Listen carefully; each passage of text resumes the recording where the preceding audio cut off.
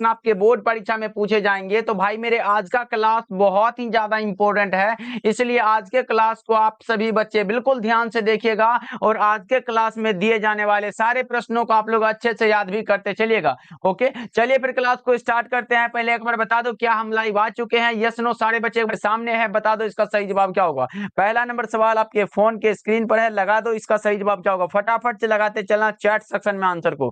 देखते हैं पहला नंबर सवाल क्या करे कि प्रेम के पीर के कवि कौन है। बहुत ही ज्यादा इंपॉर्टेंट है, कई बार आपके बोर्ड एग्जाम में आ चुका है कि प्रेम के पीर के कवि कौन है। तो आप सभी बच्चे को पता होगा कि मलिक मोहम्मद जैसी को प्रेम के पीर के कवि माने जाते हैं, इसलिए करेक्ट आंसर आपका ऑप्शन नंबर सी हो जाएगा बच्चा पार्टी। याद रखिएगा ये क्वेश्चन बहुत ही ज्यादा इंपॉर्टेंट है। ऑप्शन नंबर सी आपका बिल्कुल सही जवाब हो जाएगा। ऑप्शन सी लगा लो तो राइट आंसर हो जाएगा। सारे बच्चे जुड़ चुके हैं, चंदन साक्षी सारे बच्चे जुड़ चुके हैं। चलिए फिर सारे बच्चे आंसर को लगाते चलिएगा चैट सेक्शन में। चलिए दूसरा नंबर सवाल को देखते हैं, हमारे सामने आ चुका है दूसरा नंबर सवाल। बता दो जायसी ने अपने एक अंक की उपमा किससे की है, बताएंगे। जायसी जी ने अपने एक अंक की उपमा किससे की है? कमल है, कुमुद है, सरोवर है, दर्पण है। सभी बच्चे आंसर को लगाते चलना चैट सेक्शन में। ओके, चलिए अगले प्रश्न की ओर बढ़ते, इसका राइट आंसर बता दो कौन सा होगा। तो जैसी ने अपने एक अंक की उपमा की है दर्पण से। राइट आंसर आपका ऑप्शन नंबर डी हो जाएगा। सारे बच्चे ध्यान में रखिएगा, ये भी क्वेश्चन कई बार आपके बोर्ड एग्जाम में आ चुका है। चलिए अगले प्रश्न की ओर बढ़ते हैं। अगला प्रश्न देखिए आपके सामने ये रहा तीसरा नंबर सवाल। बता दो इसका सही जवाब क्या होगा। मीरा ने अपना प्रियतम किसे माना है? बहुत इंपॉर्टेंट है, कई बार आपके बोर्ड एग्जाम में आ चुका है कि मीरा ने अपना प्रियतम किसे माना है। लगा दो इसका राइट आंसर क्या होगा। मीरा ने अपना प्रीतम किसे माना है? तो कृष्ण को। राइट आंसर आपका ऑप्शन नंबर बी हो जाएगा। देखते हैं कौन से बच्चे हैं जो सबसे पहले आंसर लगाए हैं। चंदन बहुत अच्छे, चलिए सारे बच्चे आंसर को लगा रहे हैं, बहुत अच्छे। ऐसे ही आप लोग आंसर को लगाते चलना लास्ट तक और हमारे साथ बने रहना क्लास में। चलिए फिर चौथा नंबर सवाल को देखते हैं, हमारे सामने आ चुका चौथा नंबर सवाल। बता दो सूरदास की कौन सी रचना, निम्नलिखित में कौन सी रचना है जो सूरदास की रचना है? इतना इंपॉर्टेंट है, बता दो क्या होगा इसका सही जवाब।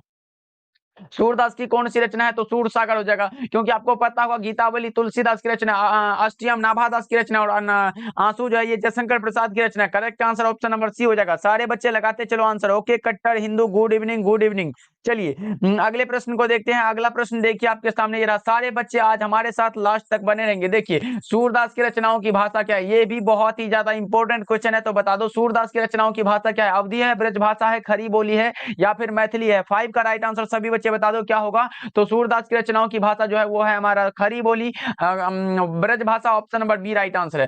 ब्रज भाषा राइट आंसर है, ऑप्शन नंबर बी लगा लो बच्चा पार्टी, सही हो जाएगा। ओके चलिए अगले प्रश्न की ओर बढ़ते हैं। अगला प्रश्न देखिए आपके सामने ये रहा। बता दो 6 नंबर सवाल का जवाब। हिंदी साहित्य का सूर्य किसे कहा जाता है? बहुत इंपॉर्टेंट है, बता दो हिंदी साहित्य का सूर्य किसे कहा जाता है? सूरदास को, तुलसीदास को, जायसी को या फिर कबीरदास को? सबसे पहले कौन से बच्चे इसका राइट आंसर लगाएंगे? फटाफट से लगा दो। हिंदी साहित्य का सूर्य किसे कहा जाता है? यह कहा जाता है सूरदास को। Correct answer option number A हो जाएगा। तुलसीदास को हिंदी साहित्य का समन्वयवादी कवि माना जाता है। मलिक मोहम्मद जैसी को प्रेम के पीर के कवि माना जाता है, तो इसको भी आप लोग याद रखिएगा। चलिए अगले प्रश्न को देखते हैं। 7 नंबर सवाल देखिए, कन्या का क्या अर्थ होता है? कन्या का जो अर्थ होता है वो क्या होता है, बता दो राइट आंसर क्या होगा। कन्या का अर्थ होता है गोद। कन्या का अर्थ क्या होता है? तो गोद होता है बच्चों, ऑप्शन बी लगा लो। चलिए आगे बढ़ते हैं। अगला प्रश्न देखिए 8 नंबर सवाल देखिए आपके सामने ये रहा। 8 नंबर सवाल बता दो गोस्वामी तुलसीदास हिंदी के कैसे महाकवि हैं? गोस्वामी तुलसीदास हिंदी के कैसे महाकवि माने जाते हैं? तो जातीय महाकवि।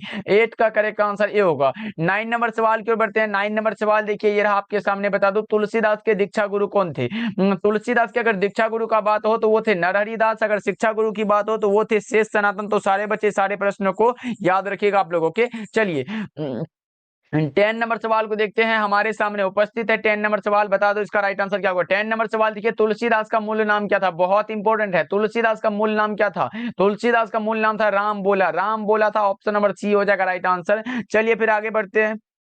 नेटवर्क प्रॉब्लम बोल रहे हैं बहुत सारे बच्चे, नेटवर्क प्रॉब्लम तो नहीं होना चाहिए। बता दो नेटवर्क क्लियर है बच्चा पार्टी, एक बार क्लियर कर दो सभी बच्चे।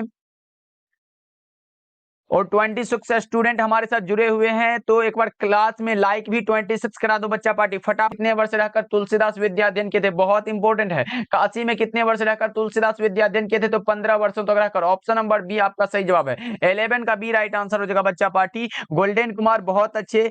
चलिए सौरभ कुमार बहुत अच्छे, दिनेश कुमार भी लगा रहे हैं, सारे बच्चे आंसर को लगाते। चलिए देखते हैं कितने बच्चे हैं जो हमारे साथ लास्ट तक बने रहते हैं और सारे प्रश्नों का आंसर को लगाते चलते हैं। देखते हैं कौन से बच्चे हैं जो आज के टॉपर बनते हैं। देखिए नाभा दास किसके समकालीन थे, बता दो बच्चा पार्टी। 12 का करेक्ट आंसर क्या होगा? नाभा दास किसके समकालीन थे?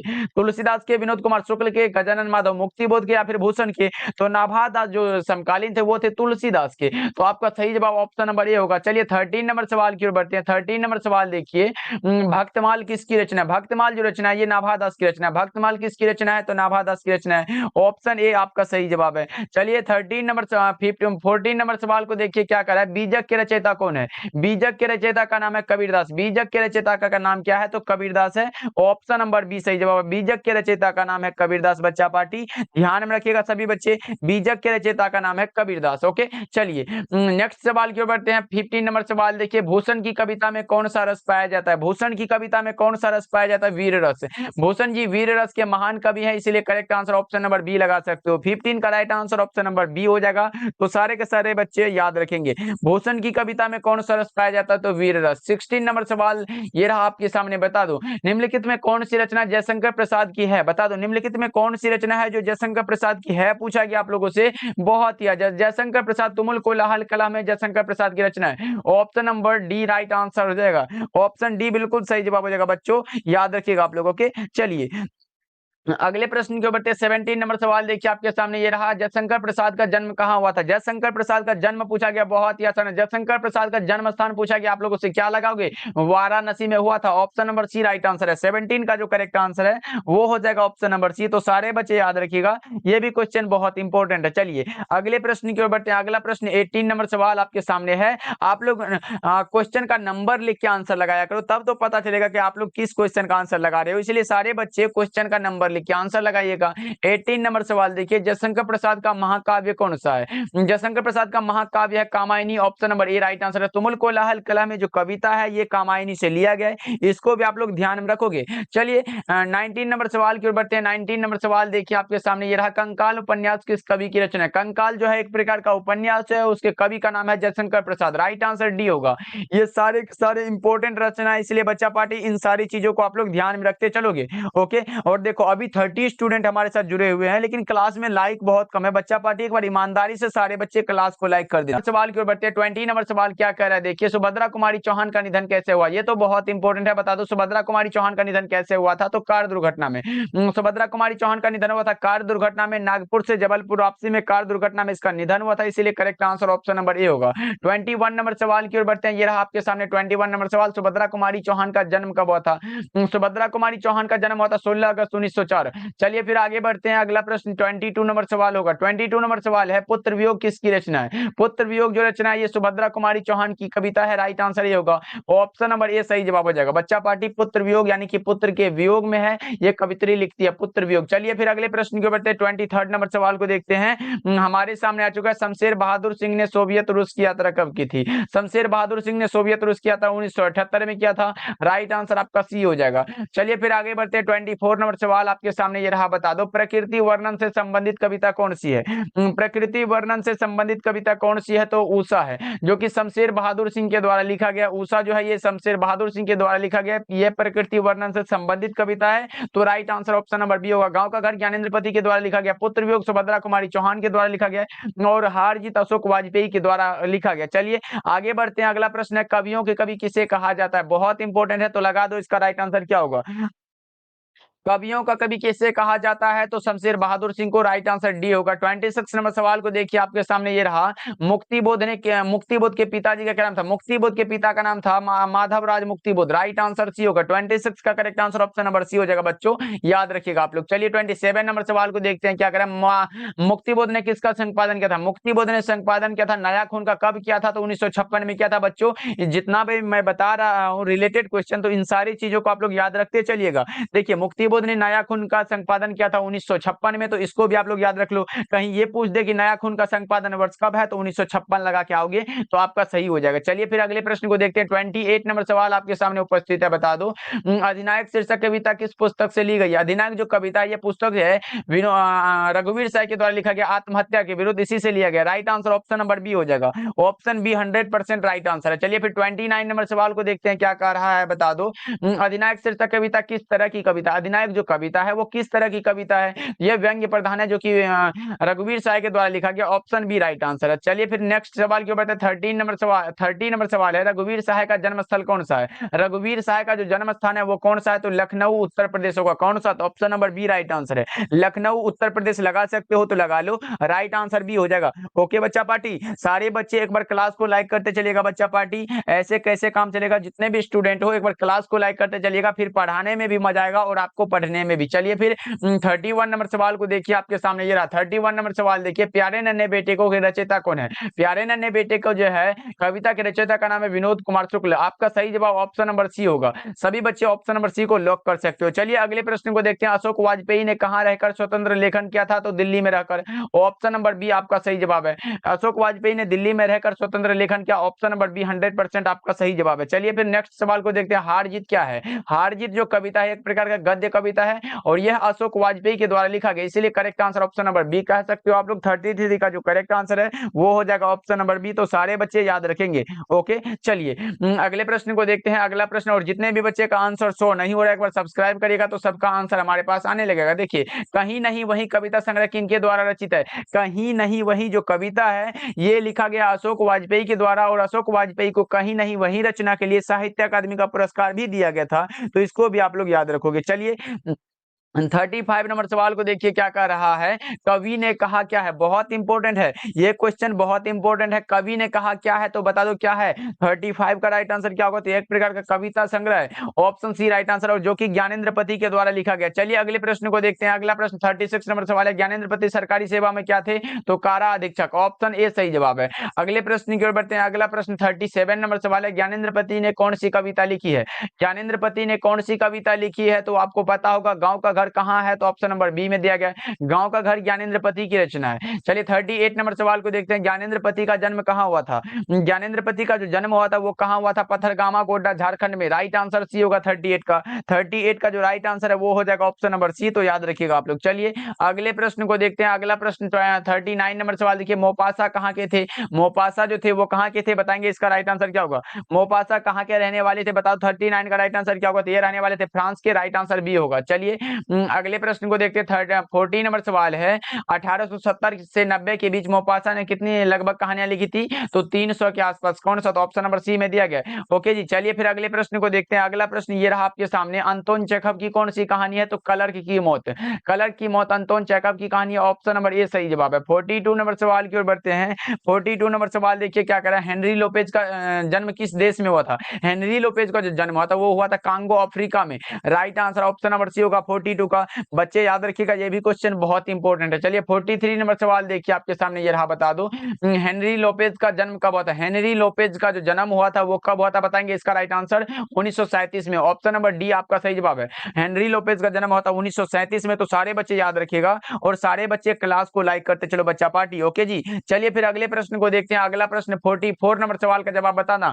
44 नंबर सवाल देखिए क्या कह रहा है, म का उच्चारण स्थान क्या है। उपु पद्मानिया नाम ओष्ठ होता है। ओष्ठ पवर्ण ओष्ठ होता है। राइट आंसर बी होगा। 44 का जो राइट आंसर है वो हो जाएगा ऑप्शन नंबर बी। तो सारे बच्चे याद रखोगे। ओके जी, और सारे बच्चे आंसर को लगाते चलना बच्चा पार्टी, तभी आप लोगों को याद हो पाएगा क्लास में ये सारा प्रश्न। ओके चलिए 45 नंबर सवाल को देखिए आपके सामने, ये रहा, हिंदी में अनुनासिक वर्णों की संख्या कितनी होती है। हिंदी में अनुनासिक वर्णों की संख्या कौन कौन से है, तो ये है हमारा, एक हमारा ये है और ये है, और कौन सा ये और ये। कितना हुआ, 5 हुआ, तो इसीलिए करेक्ट आंसर डी लगा लो। ऑप्शन डी बिल्कुल सही जवाब है। चलिए 46 नंबर सवाल को देखते हैं। हमारे सामने ये रहा, ज का उच्चारण स्थान क्या है। इचू यसानान तालु होता है। ज का उच्चारण स्थान है तालु। राइट आंसर बी होगा। 47 नंबर सवाल देखिए आपके सामने, ये रहा, बता दो बनावट के अनुसार शब्द के कितने भेद होते हैं। बनावट के अनुसार शब्द के 3 भेद होते हैं, रूढ़, यौगिक और योग रूढ़। कितना हुआ? 3 लगाओ। ऑप्शन सी राइट आंसर है 47 का। 48 नंबर सवाल देखिए क्या कर रहा है, रात्रि शब्द क्या है? रात्रि, रात्रि हमारा क्या है बता दो। 48 का राइट आंसर। तो रात्रि हमारा क्या होता है? तत्सम शब्द है। Option number C right answer, क्योंकि ये संस्कृत का शब्द है इसलिए तत्सम लगा सकते हो। चलिए अगले प्रश्न को देखते हैं। 49 नंबर सवाल है, पगड़ी शब्द क्या है? तो पगड़ी हमारे देश का शब्द है इसलिए देशज कह सकते हो। ऑप्शन ए राइट आंसर है। 49 का right answer option number A हो जाएगा। बच्चों सारे बच्चे एक बार क्लास को शेयर कर दीजिएगा अपने दोस्तों के पास और क्लास को लाइक करते चलिएगा। जितने भी बच्चे नए नए जुड़े हो तो एक बार ईमानदारी से क्लास को लाइक कर दो आप लोग। ओके जी, जितने भी बच्चे जुड़े हुए हो हमारे साथ फटाफट से लाइक कर दो बच्चा पार्टी। चलिए फिर अगले प्रश्न को देखते हैं। 50 नंबर सवाल देखिए, 150 ऑब्जेक्टिव है बच्चों, बहुत इंपॉर्टेंट क्लास है। देखो एक क्लास में इतना ऑब्जेक्टिव दिया जा रहा है तो समझ लो कितना ज्यादा इंपॉर्टेंट है। जिन शब्दों के खंड सार्थक न हो उसे हम लोग रूढ़ बोलते हैं, और जिन शब्दों के खंड सार्थक होता तो उसे हम लोग यौगिक बोलते हैं। लेकिन अभी का जो करेक्ट आंसर है वो होगा ऑप्शन नंबर बी। चलिए अगले प्रश्न को देखते हैं। अग्नि शब्द का तद्भव रूप क्या होगा? अग्नि का तद्भव रूप आग होता है। अग्नि का तद्भव रूप क्या होगा? तो आग होगा। ऑप्शन डी राइट आंसर है। 52 नंबर सवाल देखिए क्या कर रहा है, भिक्षा शब्द क्या है? भिक्षा जो शब्द होता है वो क्या होता है बता दो। भिक्षा ये भी हमारा संस्कृत का शब्द है, तत्सम हो जाएगा। राइट आंसर ये होगा। 52 का correct answer option number A हो जाएगा। बच्चों याद रखिएगा, सुमन कुमार यादव है बहुत अच्छे, उमेश शाह है, सूरज कुमार है बहुत अच्छे, सारे बच्चे आंसर को लगाते चलेंगे। ओके चलिए अगले प्रश्न को देखते हैं। अगला प्रश्न 53 नंबर सवाल देखते हैं क्या कह रहा है बता दो। नाप तोल का बोध कराने वाले शब्द को क्या कहते हैं? नाप तोल का अगर बोध हो रहा है तो वो उसे हम लोग कहते हैं द्रव्यवाचक संज्ञा। Option number D right answer है। अब अगर इसका एग्जाम्पल की बात करें तो हमारा घी क्या है? द्रव्यवाचक है। तेल क्या है? तो द्रव्यवाचक है। चीनी क्या है? तो द्रव्यवाचक है। ये क्या है? नाप तोल वाला बात हो रहा है इसमें, तो राइट आंसर कौन सा? डी लगा लो आप लोग। चलिए 54 नंबर सवाल देखिए, अर्थ के विचार से संज्ञा की कितने प्रकार होते हैं? अर्थ के विचार से संज्ञा कितने प्रकार के होते हैं? तो 5 प्रकार के। एक हमारा होता है जातिवाचक, व्यक्तिवाचक, भाववाचक, द्रव्यवाचक और समूहवाचक। कितना हुआ? 5 हुआ। बच्चा पार्टी ध्यान में रखोगे आप लोग। चलिए अगले प्रश्न को देखते हैं। 55 नंबर सवाल देखिए, तोता शब्द कौन सी संज्ञा? तोता में संज्ञा पूछा गया आप लोगों से, तोता की जाति का बोध हो रहा है, तोता हो जाएगा जातिवाचक संज्ञा। ऑप्शन ए राइट आंसर है। चलिए अगले प्रश्न को देखते हैं। 56 नंबर सवाल है, मुसीबत में कौन सा लिंग है? मुसीबत, मुसीबत स्त्रीलिंग है। मुसीबत हमारा स्त्रीलिंग होता है। 56 का राइट आंसर ये होगा। 56 का जो सही जवाब है वो हो जाएगा ऑप्शन नंबर ए। तो सारे बच्चे याद रखिएगा, मुसीबत में स्त्रीलिंग होता है। ओके चलिए 57 नंबर सवाल देखिए, काजल में कौन सा लिंग है? काजल में लिंग पूछा गया आप लोगों से। काजल जो होता है उसमें कौन सा लिंग होता है? तो काजल स्त्रीलिंग नहीं पुल्लिंग है। काजल हमारा कौन सा है? तो पुल्लिंग है बच्चा पार्टी, याद रखोगे आप लोग। ओके चलिए good evening Ritu Kumari, good evening Umesh साहब, बहुत सारे अच्छे आंसर लगा रहे हो आप लोग। गोल्डन कुमार, सारे बच्चे जुड़े हुए हैं। सरिता कुमारी, चंदन है, बहुत सारे बच्चे जुड़े हुए हैं। तो एक बार क्लास को सभी बच्चे लाइक करते चलेगा। चलिए 58 नंबर सवाल की ओर बढ़ते हैं, फटाफट से हम लोग कर लेते हैं। देखो चाय में कौन सा लिंग होता है? चाय में हमारा कौन सा लिंग होगा? तो बस इतना समझ लो, चाय कौन बनाती है? तो बता दो स्त्रीलिंग होगा कि नहीं। ऑप्शन नंबर ये लगा लो। चलिए फिर अगले प्रश्न की ओर बढ़ते हैं। अगला प्रश्न देख लो। 59 नंबर सवाल क्या कर रहा है, हिंदी भाषा में वचन कितने प्रकार के? तो वचन बता दो, वचन कितने प्रकार के होते हैं? एक वचन और बहुवचन। हिंदी भाषा में वचन 2 प्रकार के होते हैं। हिंदी भाषा में वचन 2 प्रकार के होते हैं, लगा लो। ऑप्शन नंबर बी आपका सही जवाब है। चलिए फिर अगले प्रश्न को देखते हैं। अगला प्रश्न 60 नंबर सवाल को देखिए, बालकृष्ण भट्ट की रचना बातचीत क्या है? इतना आसान सा सवाल है बच्चा पार्टी, इसका आंसर नहीं लगाओगे तो फिर किसका लगाओगे? बालकृष्ण भट्ट की रचना बातचीत जो पाठ है वो क्या है? एकांकी है, कहानी है, यात्रा, संस्मरण है या फिर ललित निबंध है? सबसे पहले 60 का राइट आंसर कौन से बच्चे लगाएंगे? फटाफट से बता दो, सबसे पहले कौन से बच्चे लगाएंगे? ओके शशिकांत कुमार लगाएंगे सबसे पहले। इसका राइट आंसर क्या लगाएंगे? 60 का सबसे पहले कौन से बच्चे हैं जो आंसर लगाएंगे इसका? 60 का राइट आंसर कौन से बच्चे लगाएंगे?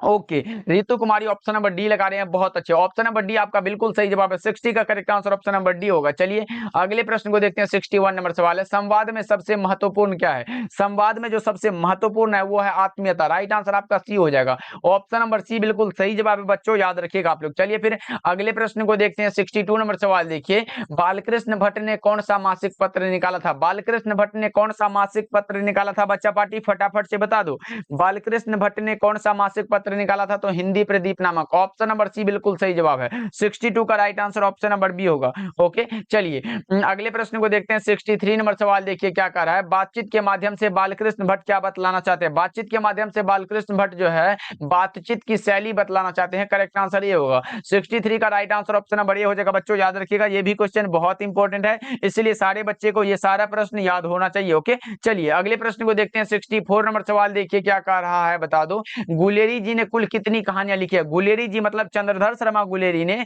कुल कितनी कहानियां लिखी? तो उसने कहा था सुखमय जीवन और बुद्धू का कांटा, कितना हुआ? 3 हुआ। तो ऑप्शन नंबर सी लगा लो, सही जवाब है। चलिए आगे बढ़ते हैं दोस्तों, ये रहा 65 नंबर सवाल। उसने कहा था कहानी कब प्रकाशित हुई? उसने कहा था जो कहानी है वो कब प्रकाशित हुई थी? 1915 में। उसने कहा था कहानी का प्रकाशन वर्ष 1915, जो कि चंद्रधर शर्मा गुलेरी के द्वारा लिखा गया है। चलिए 66 नंबर सवाल देखिए, चंद्रधर शर्मा गुलेरी की कौन सी कहानी है? निम्नलिखित में कौन सी कहानी है जो चंद्रधर शर्मा गुलेरी की रचना है? जूठन ओम प्रकाश वाल्मीकि की है, रोज जो है आज्ञा की रचना और तिरिच उदय प्रकाश की रचना। तो उसने कहा था ये चंद्रधर शर्मा गुलेरी की रचना, इसीलिए डी आपका सही जवाब है। चलिए अगले प्रश्न को देखते हैं। अगला प्रश्न ये रहा आपके सामने 67 नंबर सवाल। निम्नलिखित में कौन सी रचना गुलेरी जी की नहीं है? नहीं है, ये कफन कहां से आ गया? गुलेरी जी की ये रचना नहीं है। करेक्ट आंसर डी होगा। चलिए फिर अगले प्रश्न को देखते हैं। अगला प्रश्न है हिंदी कहानी के विकास में कौन सी कहानी मील की पत्थर जो मानी जाती है? बता दो इसका राइट आंसर क्या होगा। हिंदी कहानी के विकास में कौन सा कहानी है जो मील का पत्थर माना जाता है? तो वो है उसने कहा था। राइट आंसर कौन सा होगा? तो ए होगा। चलिए 69 नंबर सवाल को देखते हैं क्या करा। संपूर्ण क्रांति क्या है? बहुत आसान है। संपूर्ण क्रांति जो पाठ है वो क्या है बताएंगे सभी बच्चे। संपूर्ण क्रांति जो पाठ है वो क्या है? सभी बच्चे चैट सेक्शन में फटाफट से एक बार लगा दो। संपूर्ण क्रांति पाठ जो है वो क्या है? संपूर्ण क्रांति क्या है? भाषण है, निबंध है, एकांकी है, कहानी है, क्या है? आत्मकथा है। सभी बच्चे एक बार क्लियर कर दो फटाफट से। तो संपूर्ण क्रांति जो पाठ है वो हमारा कौन सा है? तो एक प्रकार का भाषण है, जिसको देने वाले का नाम है लोकनायक जयप्रकाश नारायण। बच्चा पार्टी कौन सा होगा राइट आंसर? तो ऑप्शन नंबर ए हो जाएगा, बिल्कुल सही जवाब है। चलिए 70 नंबर सवाल की ओर बढ़ते हैं। 70 नंबर सवाल देखिए, जयप्रकाश नारायण को किसका दलाल कहा गया है? जयप्रकाश नारायण को अमेरिका का दलाल कहा गया। ऑप्शन नंबर डी आपका सही जवाब है। ऑप्शन डी बिल्कुल राइट आंसर है। चलिए अगले प्रश्न को देखते हैं। 71 नंबर सवाल है, जयप्रकाश नारायण मार्क्सवादी कब बने थे? लेनिन की मृत्यु 1924 में हुई थी और जयप्रकाश नारायण भी मार्क्सवादी 1924 में बने थे। राइट आंसर आपका डी होगा। चलिए 72 नंबर सवाल देखिए क्या कह रहा है, बता दो। दिनकर जी को निम्न में से कौन सा पुरस्कार दिया गया था? रामधारी सिंह दिनकर को निम्न में से कौन सा पुरस्कार दिया गया था? पद्म भूषण का पुरस्कार दिया गया था। राइट आंसर आपका ऑप्शन नंबर बी हो जाएगा। ऑप्शन बी 100% सही जवाब है बच्चों, याद रखिएगा आप लोग, ये भी क्वेश्चन बहुत ही ज्यादा इंपॉर्टेंट है। ओके जी, चलिए फिर अगले प्रश्न को देखते हैं। अगला प्रश्न 73 नंबर सवाल देखिए क्या कह रहा है। 73 नंबर सवाल है, अर्धनारीश्वर कल्पित रूप है किसका? अर्धनारीश्वर जो पाठ है वो किसका किसका कल्पित रूप है? शंकर और पार्वती का। शिव और पार्वती का कल्पित रूप है अर्धनारीश्वर पाठ, इसलिए करेक्ट आंसर ए होगा। चलिए अगले प्रश्न को देखते हैं। 74 नंबर सवाल है, अर्धनारीश्वर किस विद्या से संबंध है? अर्धनारीश्वर का किस विद्या से संबंध है? बता दो इसका राइट आंसर क्या होगा। तो अर्धनारीश्वर एक प्रकार का निबंध है, जिसके निबंधकार का नाम है रामधारी सिंह दिनकर। सभी बच्चों को पता होगा। ऑप्शन ए आपका सही जवाब है। ओके जी, चलिए सारे बच्चे एक बार क्लास को लाइक कर देना। बच्चा पार्टी लाइक के लिए बोलना पड़ रहा है आप लोगों को, तो एक बार सभी बच्चे जो है क्लास को लाइक कर दो। ओके जी, ओके बच्चा पार्टी। चलिए आगे बढ़ते हैं। अगला प्रश्न 75 नंबर सवाल देखिए क्या कर रहा है, बता दो। ये रहा आपके सामने, मालती का पति क्या है? मालती का जो पति है वो है डॉक्टर है। कौन सा होगा? मालती का पति क्या है? तो डॉक्टर है। मालती के अगर पति का नाम पूछे तो आप लोग क्या लगाओगे?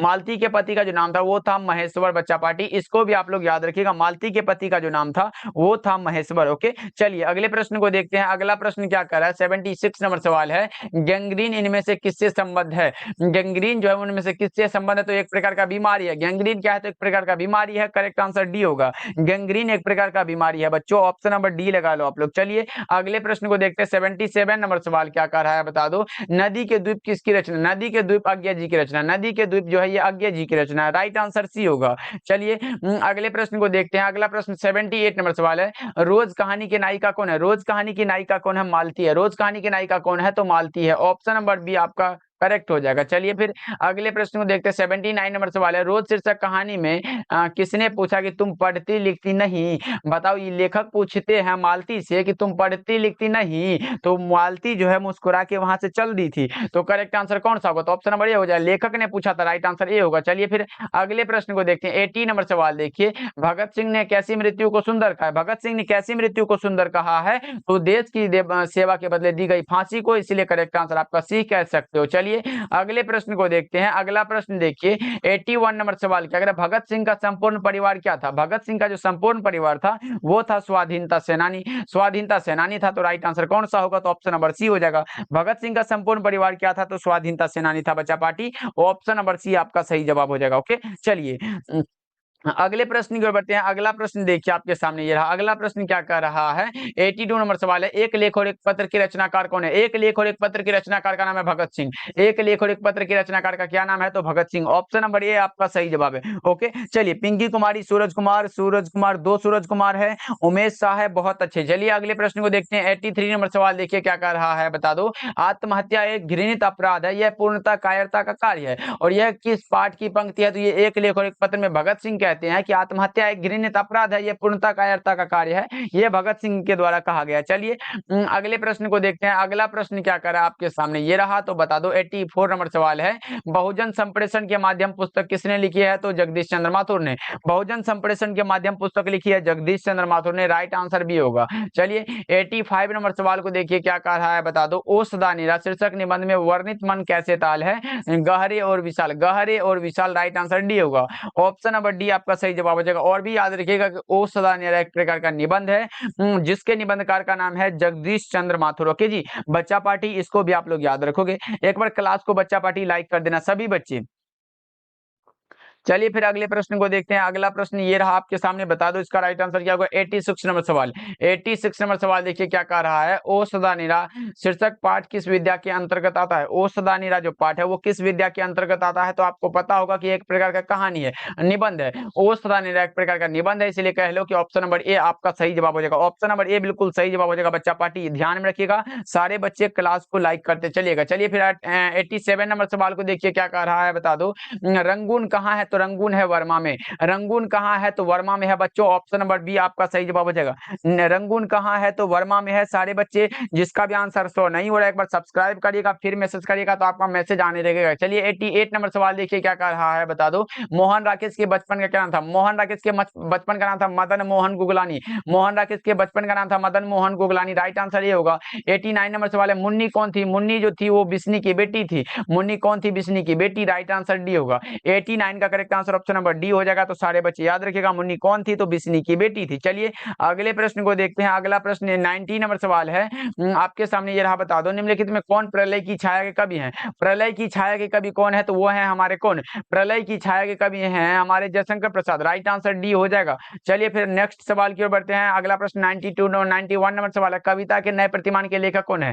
कविता के नए प्रतिमान के लेखक का नाम है नामवर सिंह। कविता के नए प्रतिमान के लेखक का नामवर सिंह। कविता के नए प्रतिमान पर नामवर सिंह को 1971 में साहित्य अकादमी का पुरस्कार भी दिया गया था इस रचना के लिए। चलिए 92 नंबर सवाल देखिए। प्रगीत और समाज जो है ये किस निबंध संग्रह से लिया गया है? प्रगीत और समाज जो है ये नामवर सिंह की रचना है, और ये जो लिया गया ये कहां से लिया गया? वाद विवाद संवाद से। राइट आंसर आपका ऑप्शन नंबर डी हो जाएगा 92 का। 93 नंबर सवाल देखिए क्या कह रहा है। नामवर सिंह का जन्म स्थान कहाँ है? नामवर सिंह का जन्म हुआ था कहाँ? जियानपुर, वाराणसी, उत्तर प्रदेश में। राइट आंसर ये होगा 93 का।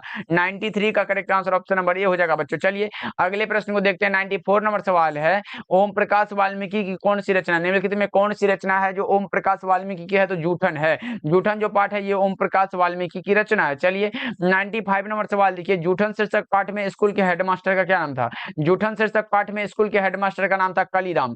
जूठन शीर्षक पाठ में स्कूल के हेडमास्टर का क्या नाम था? तो कलीराम। ओके, चलिए अगले प्रश्न को देखते हैं। जूठन क्या है? जूठन एक प्रकार का आत्मकथा है। जूठन जो पाठ है वो एक प्रकार का क्या है? तो आत्मकथा है, जो कि ओम प्रकाश वाल्मीकि के द्वारा लिखा गया। डी हो जाएगा सही जवाब। 97 नंबर सवाल आपके सामने ये रहा, बता दो। ओम प्रकाश वाल्मीकि को कौन सा पुरस्कार नहीं दिया गया था? नहीं दिया गया था भारत रत्न का। ये भारत रत्न इसको नहीं दिया गया। ऑप्शन नंबर डी होगा। ये परिवेश सम्मान जो है ये 1995 में दिया गया था।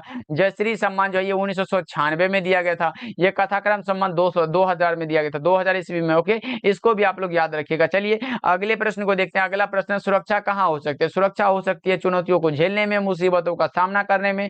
ऑप्शन नंबर डी आपका सही जवाब है। चलिए फिर 99 नंबर सवाल देखिए क्या करें। हंसते हुए मेरा अकेलापन क्या है? हंसते हुए मेरा अकेलापन जो रचना है वो एक प्रकार का क्या है? तो डायरी है। हंसते हुए मेरा अकेलापन डायरी है, जो कि मलियज की रचना है। ये किसकी रचना है? तो ये मलियज जी की रचना है। इसको भी आप लोग याद रखोगे। चलिए अगले प्रश्न को देखते हैं। अगला प्रश्न 100 नंबर सवाल है। तिरीच किस प्रकार की रचना है?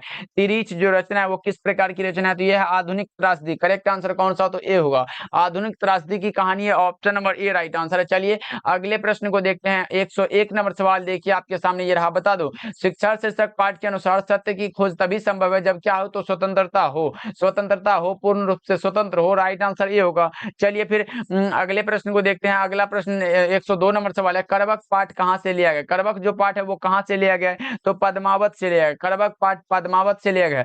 बच्चा पाठ एक चीज और याद रखिएगा, अगर पद्मावती रहे तो वो हमारा बालकृष्ण भट्ट की रचना है। ओके जी, इसको भी आप लोग याद रखिएगा। ओके, चलिए अगले प्रश्न को देखते हैं। अगला प्रश्न ये रहा, 103 नंबर सवाल है, साहित्य लहरी किसकी रचना है? साहित्य लहरी सूरदास की रचना है। साहित्य लहरी सूरदास की रचना है। कवितावली तुलसीदास की रचना है, गीतावली तुलसीदास की रचना है, लेकिन साहित्य लहरी सूरदास की रचना है। चलिए अगले प्रश्न को देखते हैं। 104 नंबर सवाल है, तुलसीदास की पत्नी का क्या नाम था? तुलसीदास की पत्नी का जो नाम था रत्नावली। तुलसीदास की पत्नी का जो नाम था वो क्या था? रत्नावली।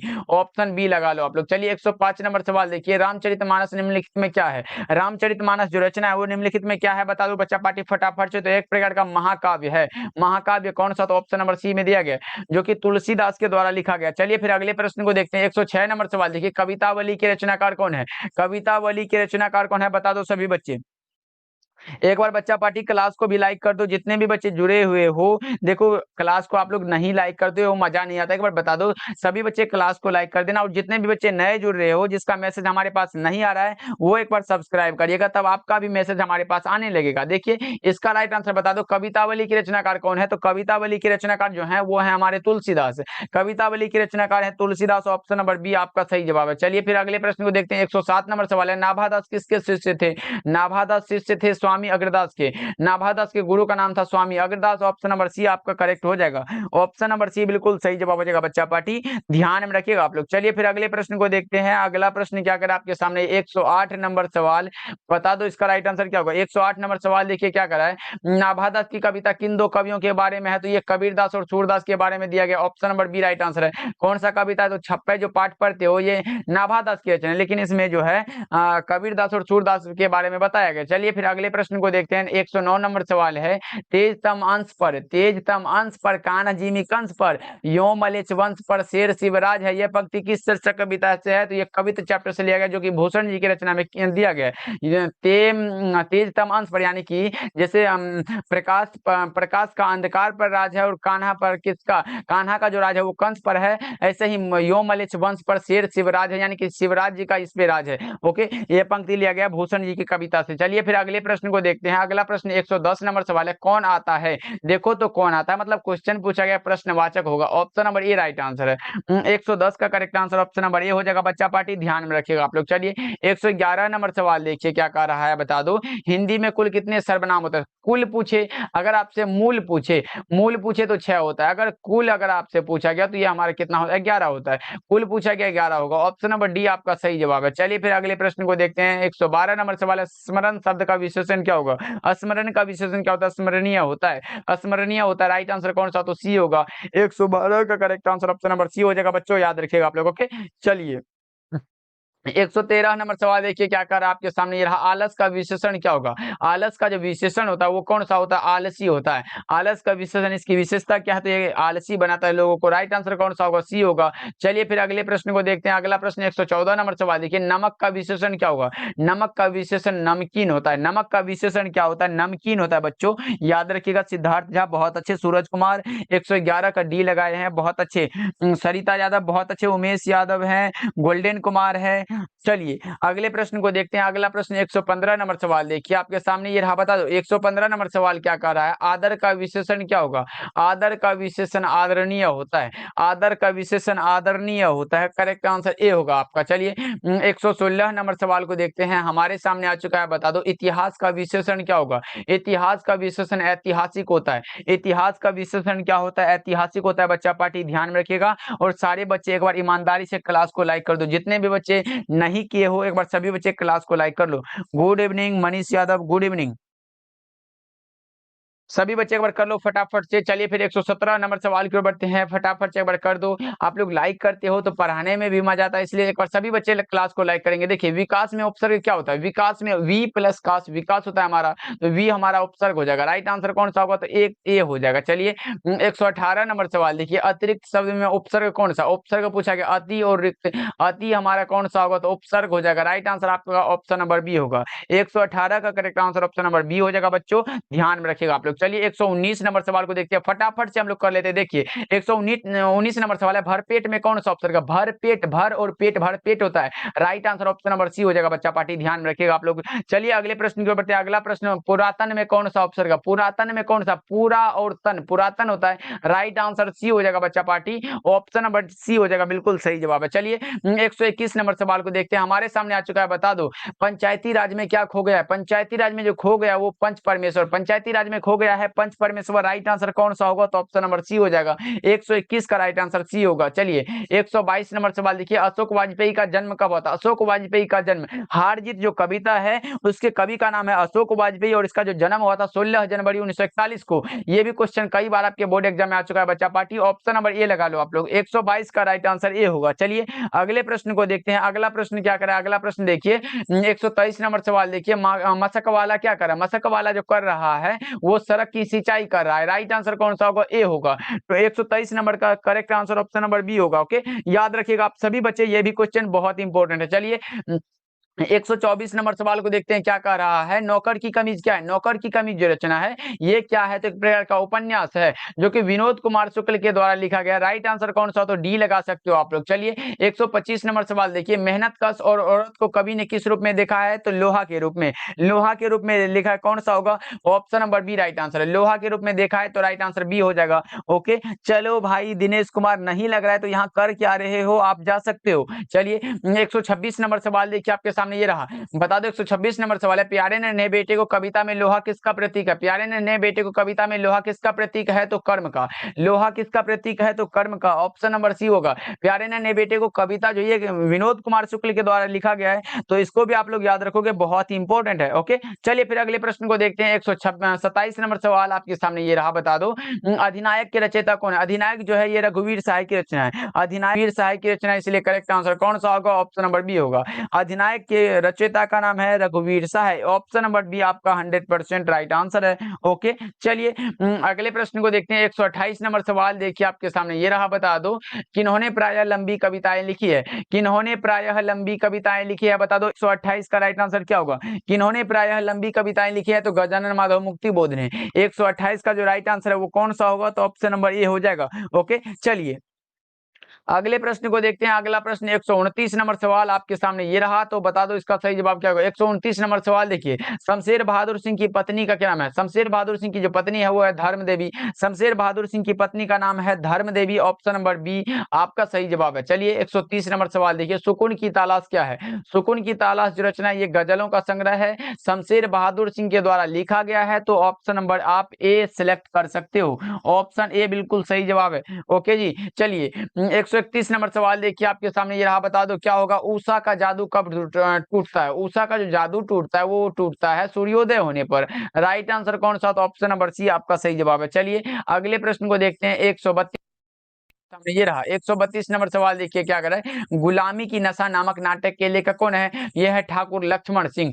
ठाकुर लक्ष्मण सिंह है, तो ऑप्शन नंबर बी में दिया गया, और ठाकुर लक्ष्मण सिंह जो है यह है सुभद्रा कुमारी चौहान के पति। ओके ओके जी, चलिए अगले प्रश्न को देखते हैं। 133 नंबर सवाल है, क्या कह रहा है बता दो, इसका सही जवाब बता दो। बिखरे मोती किन की रचना है। बिखरे मोती जो रचना है ये किन की रचना है, बताएंगे सभी बच्चे। बिखरे मोती किन की रचना है, तो सुभद्रा कुमारी चौहान की, और यह एक प्रकार का कहानी संग्रह है, इसको भी आप लोग याद रखिएगा।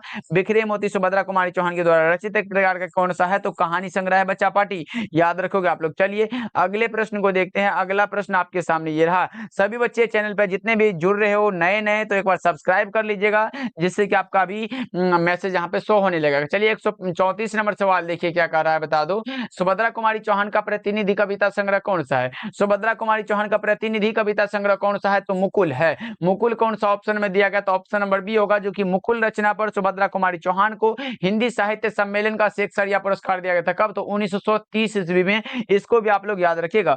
ओके जी, चलिए अगले प्रश्न को देखते हैं। 135 नंबर सवाल देखिए आपके सामने ये रहा, क्या होगा? झरना शीर्षक काव्य संकलन किस कवि की रचना है? झरना जो काव्य संकलन है वो किस कवि की रचना है? बताएंगे इसका राइट आंसर क्या होगा? झरना शीर्षक काव्य संकलन किस कवि की रचना है? तो जयशंकर प्रसाद की रचना है। Option number D right answer हो जाएगा। ऑप्शन नंबर डी लगा लो। अरे भाई अभी पढ़ लो, ये किंग बनने का टाइम नहीं है। अगर कम नंबर आया तो सब किंग निकल जाएगा, इसलिए पहले पढ़ाई है, उसके बाद किंग बनते रहना, उसके बाद किंग बनते रहना। पापा के पैसे पे किंग बन रहे हो, आगे कमा के देखो फिर क्या होगा। चलिए फिर अगले प्रश्न को देखते हैं। 136 नंबर सवाल देखिए, तितली उपन्यास किनकी रचना है? तितली उपन्यास जो रचना है ये किनकी रचना है? तो तितली जयशंकर प्रसाद की रचना है। राइट आंसर कौन सा होगा? तो ऑप्शन नंबर सी होगा। 136 का राइट आंसर कौन सा होगा? तो ऑप्शन नंबर सी होगा। तो सारे बच्चे याद रखिएगा, ये भी बहुत इंपॉर्टेंट है। चलिए 137 नंबर सवाल देखिए क्या कर रहा है, बता दो। इसका राइट आंसर, शिवाजी के पुत्र का क्या नाम था? शिवाजी के पुत्र का नाम था साहू जी। शिवाजी के पुत्र का क्या नाम था? तो साहू जी। कौन सा लगाओगे? साहू जी था, तो right answer option number B होगा। शिवाजी के पुत्र का नाम था Sahu ji, option number B लगा लो बच्चा पार्टी। ओके, चलिए अगले प्रश्न को देखते हैं। 138 नंबर सवाल आपके सामने ये रहा, तो बता दो इसका सही जवाब क्या होगा। चिंतामणि त्रिपाठी भूषण के कौन थे? चिंतामणि त्रिपाठी भूषण के भाई थे। चिंतामणि त्रिपाठी और मतीराम जो थे ये भूषण जी के भाई थे। तो करेक्ट आंसर कौन सा होगा? ऑप्शन नंबर ए होगा। ओके, चलिए अगले प्रश्न को देखते हैं। 139 नंबर सवाल आपके सामने ये रहा। 139 नंबर सवाल देखिए क्या कर रहा है, कौन सी रचना तुलसीदास की नहीं है? नहीं पूछा गया तो ये पद्मावत तो जयसी की रचना, ये यहाँ कहां से घुस गया? ये किसकी रचना? तो ये मलिक मोहम्मद जयसी की रचना है, इसलिए करेक्ट आंसर हमारा ऑप्शन डी होगा। चलिए अगले प्रश्न को देखते हैं। 140 नंबर सवाल है, जय कृष्णमूर्ति का पूरा नाम क्या है? जय कृष्णमूर्ति का जो पूरा नाम है वो क्या है? जिद्दू कृष्णमूर्ति। राइट आंसर कौन सा? तो बी होगा। जय कृष्णमूर्ति का पूरा नाम कौन सा है? तो जिद्दू कृष्णमूर्ति है। राइट आंसर आप ऑप्शन नंबर बी लगा सकते हो। चलिए अगले प्रश्न को देखते हैं। 141 नंबर सवाल है, मलियज का जन्म कब होता? मलियज का जन्म होता 1935 में। मलियज जी का जन्म होता 1935 में। करेक्ट आंसर ये होगा। मलियज जी का जन्म होता 9 बजे से डेली क्लासेस होती है बच्चा पार्टी। क्लासेस का टाइम, डेली क्लास है 9 बजे, तो सारे बच्चे कल से ज्वाइन करना। 9 बजे आप लोग इंतजार करना, हम आपके सामने आ जाएंगे। चलिए फिर 142 नंबर सवाल आपके सामने ये रहा, बता दो क्या होगा। नामवर सिंह द्वारा लिखित प्रगीत और समाज क्या है? नामवर सिंह के द्वारा लिखित प्रगीत और समाज क्या है? यह एक प्रकार का निबंध है। जिसके निबंधकार का क्या नाम है? तो सभी बच्चे को पता होगा कि नामवर सिंह के निबंध का नाम है प्रगीत और समाज, इसलिए करेक्ट आंसर बी होगा। चलिए फिर अगले प्रश्न को देखते हैं। 143 नंबर सवाल है ये रहा आपके सामने, बता दो सिपाही की मां एकांकी में कुंती कौन है? कुंती जो है वो कौन है? तो वो है हमारे फरोसिन। ऑप्शन नंबर सी हो जाएगा बिल्कुल सही जवाब। सिपाही की मां में कुंती कौन है? तो फरोसिन है। चलिए अगले प्रश्न को देखते हैं। अगला प्रश्न क्या कर रहा है, 144 नंबर सवाल है, तिनकठिया प्रथा का संबंध है किससे है? तिनकठिया प्रथा का संबंध किससे है? बता दो सभी बच्चे। ये है हमारे नील से। ऑप्शन नंबर डी आपका सही जवाब है। तिनकठिया प्रथा का जो संबंध है वो कौन सा है? तो नील से है। ऑप्शन नंबर डी आपका सही जवाब है बच्चों, याद रखिएगा सभी बच्चे। चलिए अगले प्रश्न को देखते हैं। अगला प्रश्न देखिए 145 नंबर सवाल देखिए क्या कह रहा है, एक लेख और एक पत्र शीर्षक पाठ क्या है? एक लेख और एक पत्र शीर्षक पाठ क्या है? एक लेख और एक पत्र क्या है? तो ऐतिहासिक पत्र है जो कि भगत सिंह के द्वारा लिखा गया। राइट आंसर ये होगा। 145 का right answer option number A हो जाएगा। चलिए अगले प्रश्न को देखते हैं। अगला प्रश्न क्या कर रहा है, 146 नंबर सवाल आपके सामने ये रहा, बता दो इसका सही जवाब क्या होगा। मालती किस कहानी की पात्र है? मालती जो है वो किस कहानी की पात्र है? बताएंगे सभी बच्चे। मालती किस कहानी की पात्र है? तो रोज कहानी की। मालती किस कहानी की पात्र है? तो रोज चैप्टर में आई है, इसलिए करेक्ट आंसर बी होगा। ऑप्शन नंबर बी आपका सही जवाब हो जाएगा। चलिए फिर 147 नंबर सवाल को देखते हैं। हमारे सामने आ चुका है, बता दो प्रेमचंद जी क्या थे? प्रेमचंद जी कथाकार थे। प्रेमचंद जी क्या थे? तो कथाकार थे। Right answer option number B होगा। प्रेमचंद जी क्या थे? तो कथाकार थे, सभी बच्चे को पता होगा, इसीलिए करेक्ट आंसर कौन सा लगाओगे? सबसे पहले कौन से बच्चे आंसर लगाओगे? प्रेमचंद जी कथाकार थे, सबसे पहले कौन से बच्चे आंसर लगाओगे? फटाफट से लगा दो। प्रेमचंद जी क्या थे? तो प्रेमचंद जी कथाकार थे। ऑप्शन नंबर बी 100% सही जवाब बचेगा बच्चा पार्टी, प्रेमचंद जी कथाकार थे। चलिए अगले प्रश्न की ओर बढ़ते हैं। अगला प्रश्न की ओर बढ़ते हैं। देखिए बच्चा पार्टी व्हाट्सएप ग्रुप का लिंक भी आपको सेंड कर देते हैं, यहाँ पे भी आप लोग ज्वाइन हो सकते हो। चलिए फिर अगले प्रश्न की ओर बढ़ते हैं। अगला प्रश्न देखिए आपके सामने ये रहा, बताना इसका सही जवाब क्या होगा। प्रेमचंद जी कथाकार थे, ऑप्शन नंबर बी आपका सही जवाब है। चलिए 148 नंबर सवाल देखिए, जयप्रकाश नारायण ने संपूर्ण क्रांति वाला ऐतिहासिक भाषण जो है ये कहाँ और कब दिया गया था। तो पटना के गांधी मैदान में 5 जून 1974 को। राइट आंसर आपका डी में दिखाई दे रहा है, लगा लो ऑप्शन नंबर डी आपका 100% सही जवाब हो जाएगा। सारे बच्चे याद रखिएगा, ये क्वेश्चन बहुत इंपॉर्टेंट है जो कि जयप्रकाश नारायण के द्वारा लिखा गया। चलिए फिर अगले प्रश्न को देखते हैं। 149 नंबर सवाल आपके सामने ये रहा, बता दो 149 नंबर सवाल है, किसे लोकनायक के नाम से जाना जाता है। लोकनायक के नाम से जाना जाता है जयप्रकाश नारायण को। किसे लोकनायक के नाम से जाना जाता है, तो जयप्रकाश नारायण को बच्चों। ऑप्शन नंबर बी आपका सही जवाब हो जाएगा, लोकनायक के नाम से जाना जाता है जयप्रकाश नारायण को। चलिए 150 नंबर सवाल को देखिए आपके सामने ये रहा, बता दो क्या होगा। 150 नंबर सवाल है, उसने कहा था कहानी में किस शहर का चित्रण है। उसने कहा था कहानी में किस शहर का चित्रण है, बहुत इंपॉर्टेंट है, लगा दो इसका सही जवाब क्या होगा। उसने कहा था कहानी में किस शहर का चित्रण है, तो अमृतसर का, जो कि अमृतसर में लाना सिंह के मामा जी रहते थे। राइट आंसर कौन सा, तो ए हो जाएगा। 150 का करेक्ट आंसर कौन सा, तो ऑप्शन नंबर ए हो जाएगा बच्चों, याद रखिएगा आप लोगों के। चलिए